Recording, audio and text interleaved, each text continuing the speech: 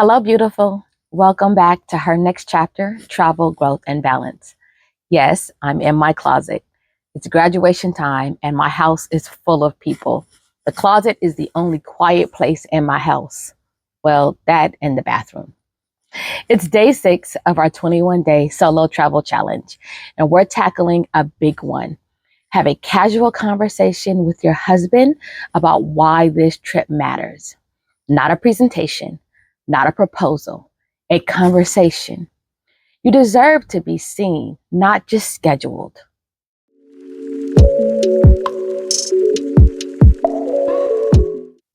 Proverbs 14:1 says, "The wise woman builds her house, but with her own hands, the foolish one tears hers down." Today is about speaking life, not just desire, and using wisdom to share your heart, not just your calendar. This isn't about convincing. It's about clarity, connection, and care. Let go of the fear that says, he won't understand. Let go of the guilt that says needing this time alone is selfish. See what it could mean to be honest and vulnerable, to be seen as more than mom or wife for just a moment, and heard as a woman who is simply tired and ready to heal. My own husband, I am very grateful that he is wildly supportive of solo travel, both for himself and myself. I wasn't always on board. It took me some time to understand the why and not feel angry, mad, or jealous when he would go away. But even when I started to go, I still felt guilty, even though I would come back better and whole and restored. What I realized was, while my husband is hugely supportive, what I've always known is he's not very emotionally intelligent. So when I would talk about whatever was happening that would lead to, me recognizing, okay, it's time for a reset for myself, my husband always goes into problem solving solution mode. I got you. But that's not what I need or what I needed. I would want to be heard. I would want my heart to be cared for. I would want my husband to empathize with what was happening, either like with the kids or, within the family dynamic or at work, whatever it was.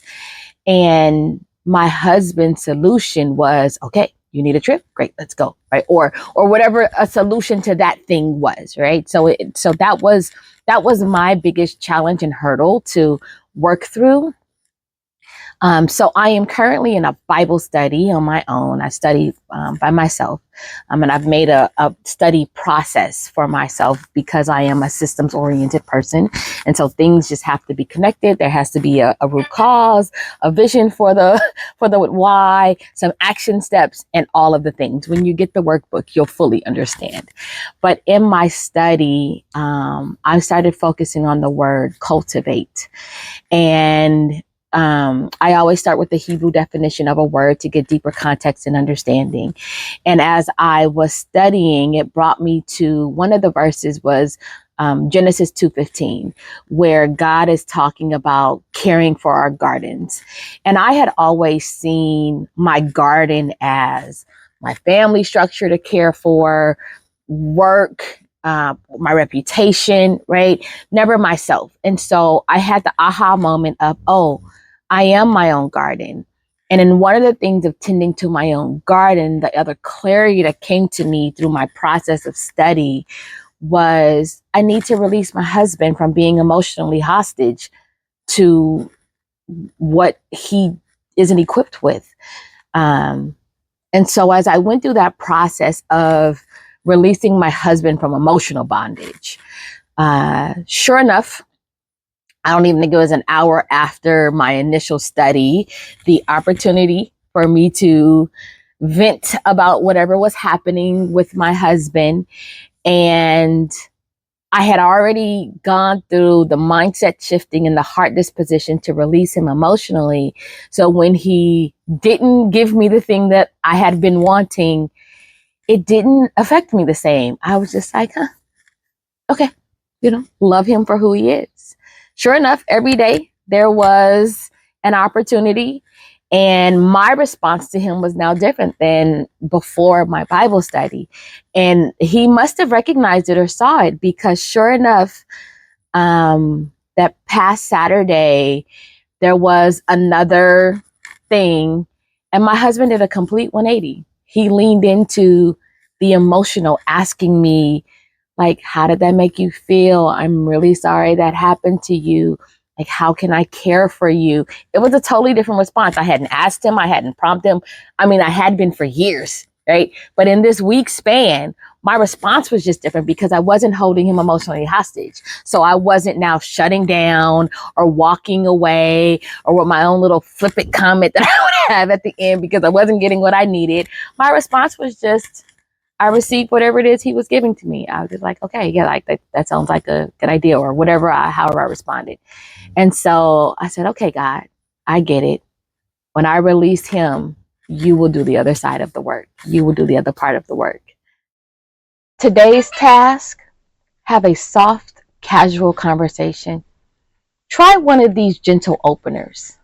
Babe, I've been thinking about taking a short solo trip this year.